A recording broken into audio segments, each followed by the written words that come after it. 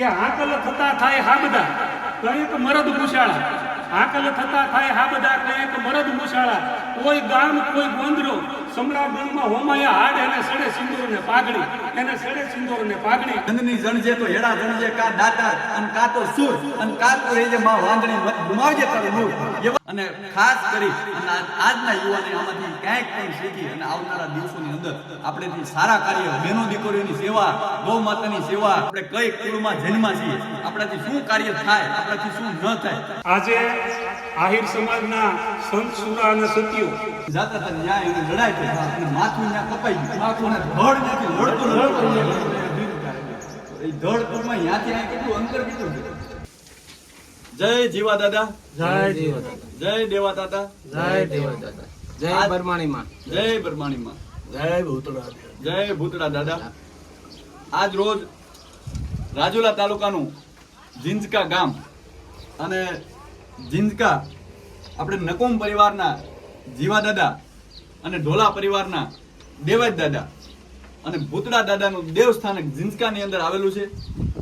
આજ રોજ અમે ત્યાં બધા જ આમ તો નકુમ પરિવારના પ્રમુખ શ્રી અમારી સાથે આતો આતા નકુમ, અખેગઢથી જીવા દાદા નકુમ, મગન દાદા નકુમ અખેગઢથી અને બલદાણિયા પરિવારના પ્રમુખ શ્રી ડોક્ટર દેવાજભાઈ, અમે બધા જ અહીંયા પધાર્યા છીએ. કારણ કે આજે આમ તો કહેવાય ને કે જીવા દાદાનો અને દેવા દાદાનો ઇતિહાસ ઉજાગર કરીએ કે આપણે આવનારી પેઢીને ખ્યાલ આવે કે ભાઈ આપણે આપણા જે આ વડવાઓ છે એ શું કરીને ગયા છે.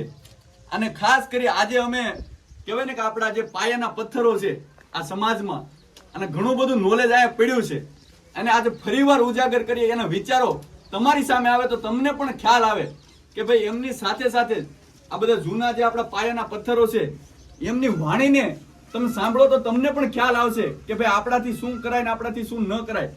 આ જેવી રીતે સુરાપુરા દાદા કરીને ગયા ઈ જ અત્યારે આપણી જનરેશનમાં આ વિચારો બહુ બધા લુપ્ત થઈ ગયા છે અને બધા ભૂલતા જાય છે.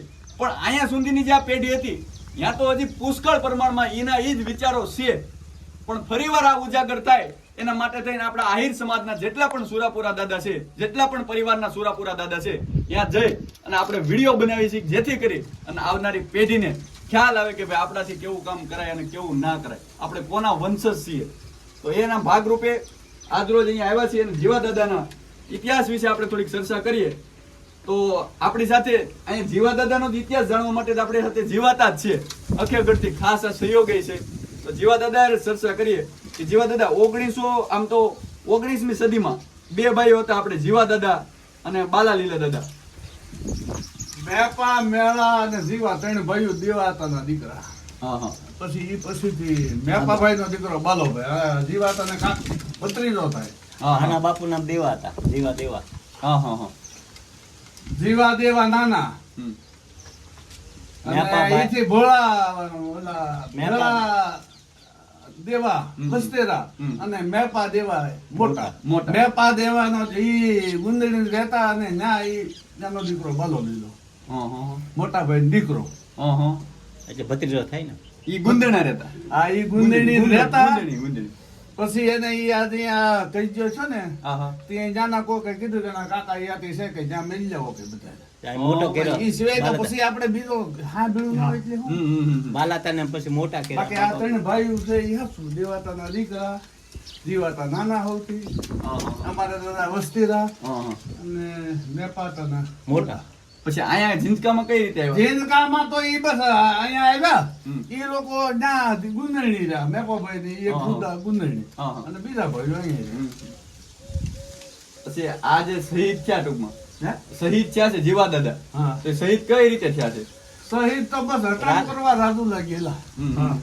અને ત્યાં બધા આમ ઓલા લોકો તે જે તો હતા બધા ઓલા મલેશિયા ગામ. ભલે છો મલેશો.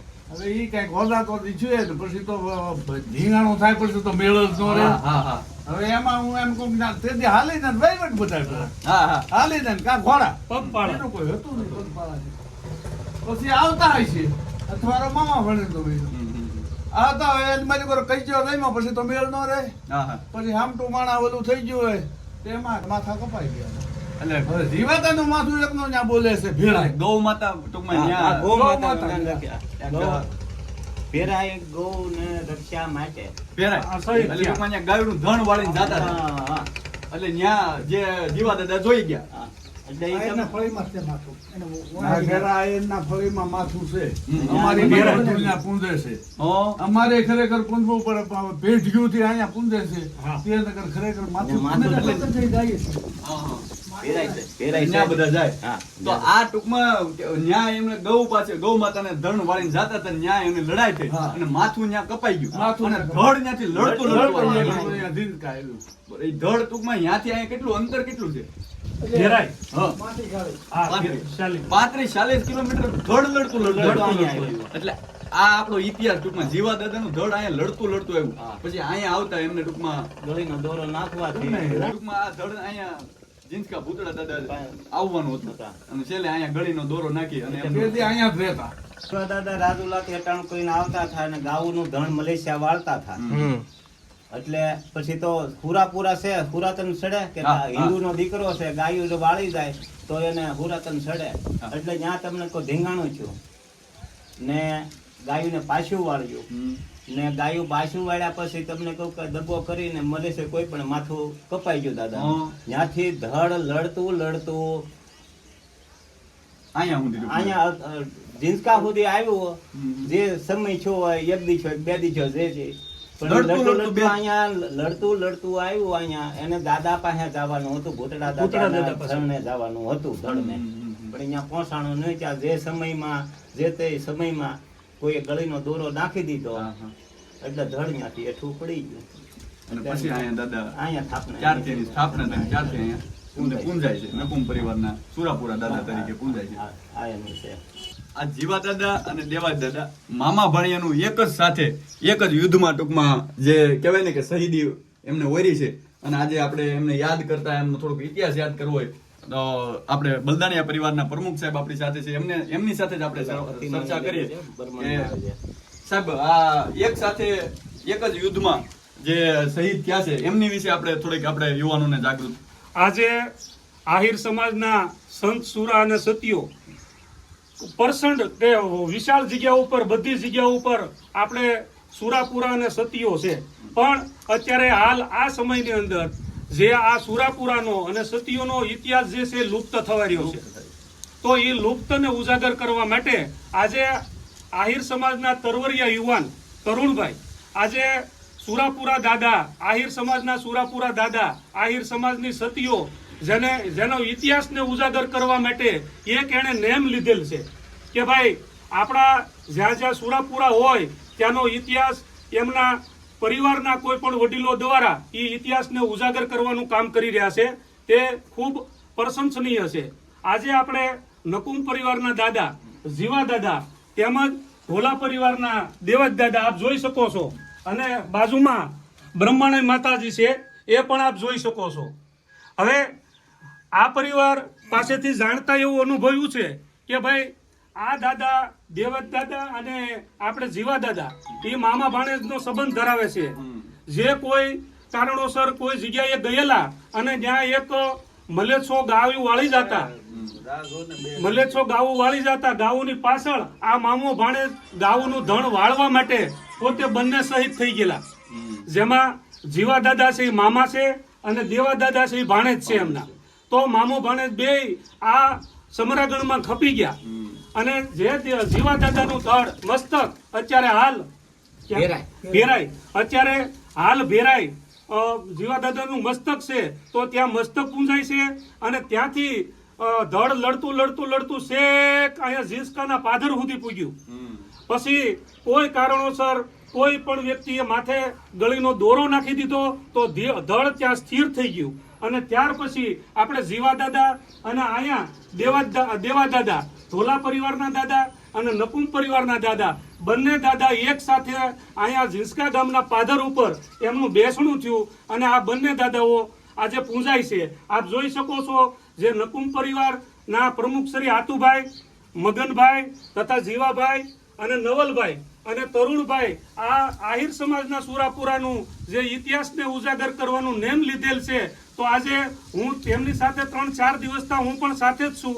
મને એવું લાગ્યું કે ભાઈ આ ખરેખર અત્યારે આ સમય પ્રમાણે આ જાગૃતિ એક મહત્વની છે. ખૂબ મહત્વ. તો એક આ સુરાપુરાનું એક બિરદાવલી બાબત મને એક દાદાનો દુહો યાદ આવે છે, જે હું બોલું છું કે હાકલ થતા થાય હા બધા કઈક મરદ મુશાળા, હાકલ થતા થાય હા બધા કઈક મરદ મુશાળા, કોઈ ગામ કોઈ ગોંદરો સમરા ગણમાં હોમાયા હાડ એને સડે સિંદૂર ને પાઘડી, એને સડે સિંદૂર ને પાઘડી.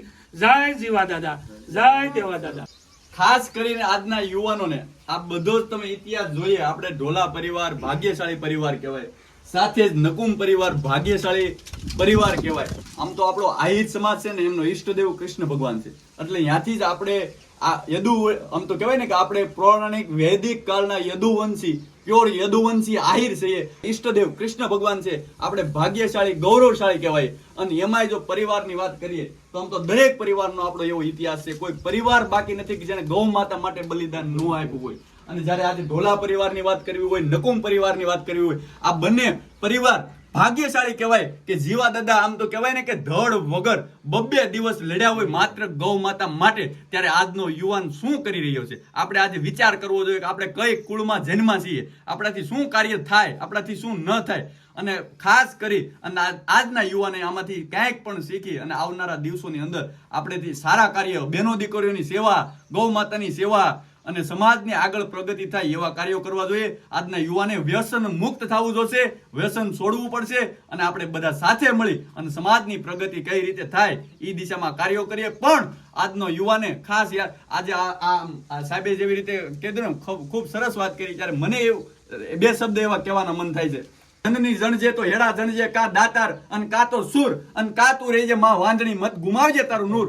એવા જ આજે જીવા દાદા અને દેવા દાદા, ઢોલા પરિવાર, નકુમ પરિવાર ભાગ્યશાળી પરિવાર છે. અને આપણા દરેક પરિવાર ભાગ્યશાળી પરિવાર છે કે દરેક પરિવારની અંદર આવા સુરાપુરા દાદા થઈ ગયા. અને આપણો ઈષ્ટદેવ કૃષ્ણ ભગવાન છે. આપણે આની સાક્ષી, આપણે જેના પરિવારો છીએ ને, આપણે આપણાથી સત્કાર્ય જ કરાય છે. અને આવનારા દિવસોની અંદર આપણે બધા સાથે મળી અને સમાજને એક નવી દિશા મળે, સમાજની પ્રગતિ થાય અને સમાજના યુવાનો બધી જ દિશામાં પ્રગતિ કરે એવી પરિવાર દાદાના શરણોમાં પ્રાર્થના કરીએ છીએ. બોલીએ જીવા દાદાની જય, દેવા દાદાની જય, દ્વારકાધીશની જય.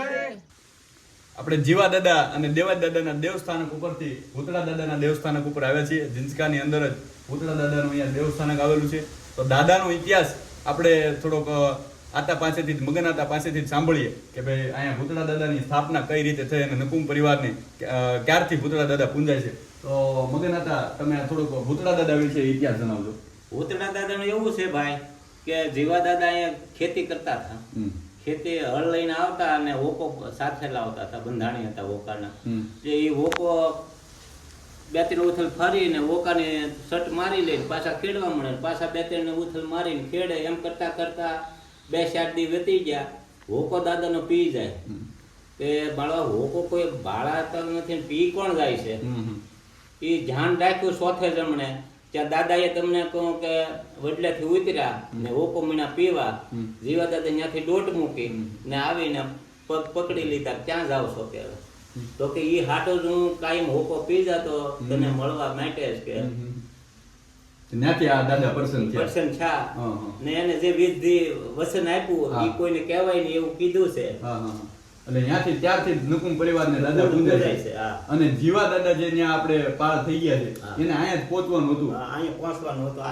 આ સ્થળ ઉપર જીવા દાદા પહોંચ્યા નહીં અને એનું ધડ લડતું લડતું ત્યાં સામે કાંઠે રહી ગયું ને ગળે નાખી દીધી. એટલે દાદા ત્યાં સ્થાપના થઈ ગઈ અને દેવા દાદા ને મામા ભાણિયાની ત્યાં સ્થાપના થઈ. અને અહીંયા બાજુમાં આપણે જે ભૂતળા દાદાની સ્થાપના હતી ત્યાં દેવા દાદા છેલ્લે પહોંચીનું એ કાઠિયા વાળવા કોકની ભૂલો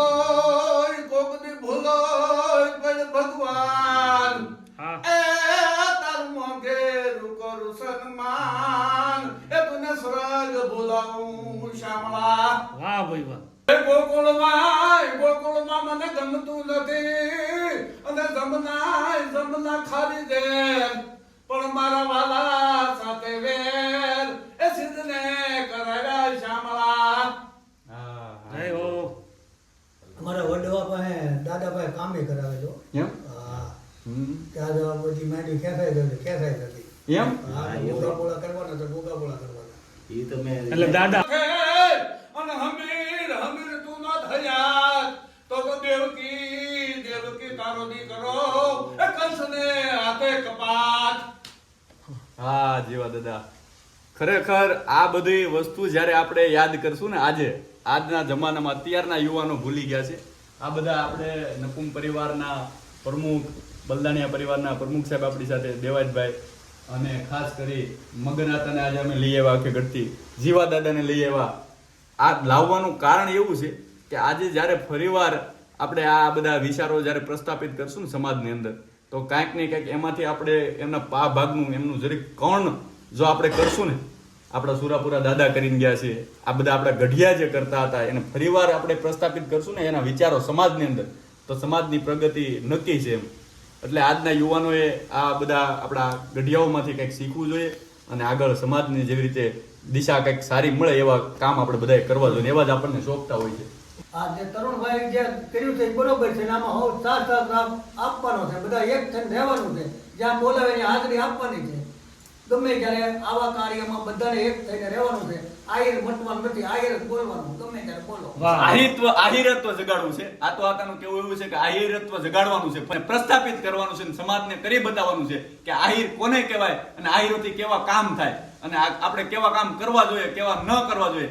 એટલે બધાએ આપણે ગઢિયાને સાથે ખાસ કરી એટલે જ આપણે ગઢિયાના વિચારોને ફરીવાર પ્રસ્થાપિત કરવાના છે સમાજમાં. આપણે ભૂતળા દાદાનું દેવસ્થાન અહીંયા છે બાજુમાં જ. આ આમ તો વૈદિક પૌરાણિક કાળથી ઘણું વર્ષો જૂનું વૃક્ષ છે, એમનો ઇતિહાસ પણ આપણે થોડોક જાણીએ.